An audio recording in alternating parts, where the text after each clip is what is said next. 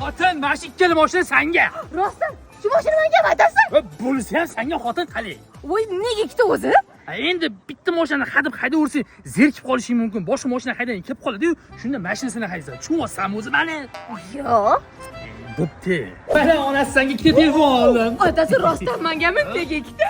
Nobodi mana bittasini ishlatyapsan, quvvati tugab qoldi. Shunda ikkinchisini ishlatib yuborasan. O'zi hamma narsani ikkita bo'lgan yaxshi xotin. O'zi tushunmayapsan nimaligini o'zi buni?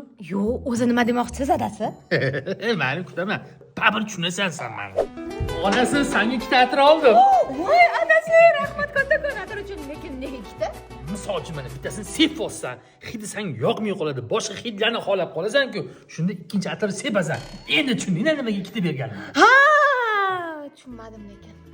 Onasini sen tushunguningcha men chiqarib ketaman-ku. Onasi bitta top keldimmi, ko'zim ochib uraymi? Ochiring. Nima bu? Dadam, adajon sen ikkita naskiga bittasini yirtirsa, bittasini kes. Endi ikkitalik namoklaringizni tushundimmi? Sen meni tushunmaysan. Hep bor.